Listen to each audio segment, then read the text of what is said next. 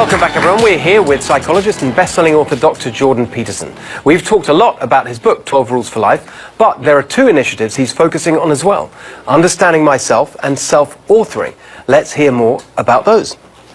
Well, we just talked a little bit about personality differences, and I have a website, understandmyself.com, that enables people to go. It takes about 15 minutes, and you can assess yourself on the canonical big 5 traits: extroversion, neuroticism, agreeableness, conscientiousness, and openness. And then each of those is broken down. So those traits are sort of well established. They're very well established cross-culturally. Right. Yeah, and they were discovered statistically. They're not ideologically tainted. It's an atheoretical approach in some sense, and it's very useful because you need to know who you are, partly to know what your faults are going to be, you know, what you might need to work on. So, for example, if you're extroverted, it's very hard to spend any time by yourself, and if you're introverted, people wear you out. And if you're a disagreeable person, then you're blunt and harsh and rather judgmental, but very critically minded. And if you're compassionate, well, then people can take advantage of you. You know, so the site's very useful. It's very useful if you want to develop some understanding of the people around you, too. Like, I had my kids do it when they were teenagers, and I thought I knew my kids pretty well, but doing the personality test actually highlighted some things about them that I didn't understand that helped me deal with them better. And so that's Understand Myself. And the self-authoring program, it has 3 parts. It helps people write about their past, because you need to know where you are and what you're doing, and to write about their present, because you need to know who you are.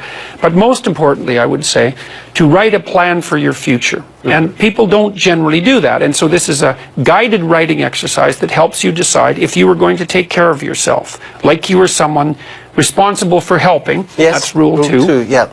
What would you want 3 to 5 years down the road? If your family could be what you wanted it to be, what would that look like? Your career, your education, your constructive and meaningful use of time outside of work, your care for your own mental, physical health, your ability to withstand temptations like sexual behavior and drug and alcohol abuse. And you get to have what you want, but you have to specify it. Right. So you're asked to write about that for 15 minutes, and then to write a countervision. If you let your bad habits get out of control, what sort of little hell could you construct for yourself over a 5-year period? That gives you something to work towards. It's so smart. You know, the thing that really I find so interesting, just listening to you and having read the book and seeing what you have to say, is that you're coming at things from your professional background that in the end were very similar things that I used to work on when I was working in government, trying to solve these big social policy problems. You know, how to make sure that kids are raised in a stable, loving home, how to give people a sense of direction so that they can, you know, do well at school and then train and get jobs so that we can have a good economy. So these public policy things, I was coming at from a policy point of view.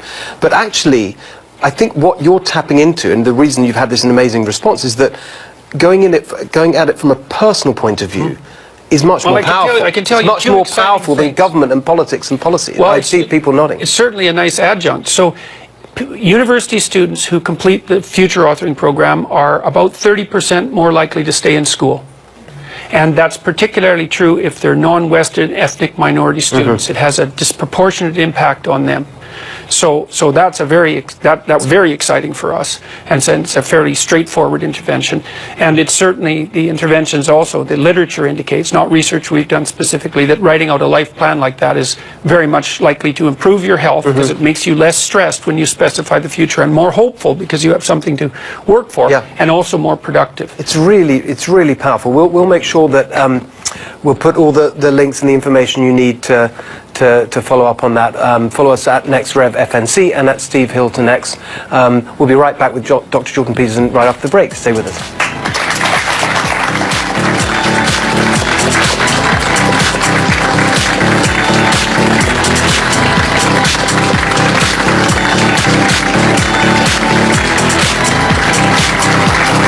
Welcome back, everyone. We're here with Dr. Jordan Peterson. 12 Rules for Life. Time for one last question, and that's from Chris.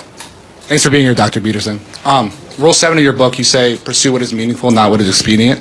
I'm 19 years old, and I guess I have a multitude of interests that I'm interested in.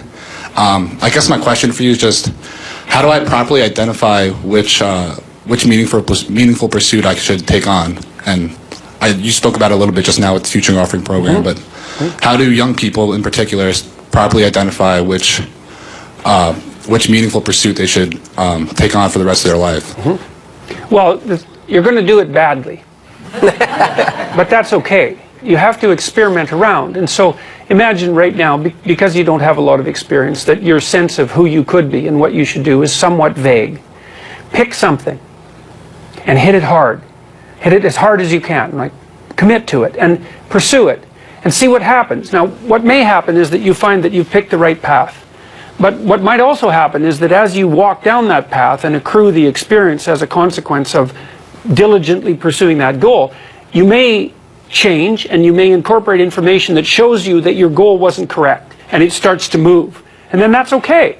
It's like it's okay for you to dispense with your current plan if you can replace it with a better plan. That's the rule. Don't stay in stasis. Go after something, right? You're a targeted creature. You have to go after something. You have to chase something down. And if it turns out that during the chase you realize that you're headed in the wrong direction, you're going to be wiser by that point as a consequence of having pursued what you're pursuing.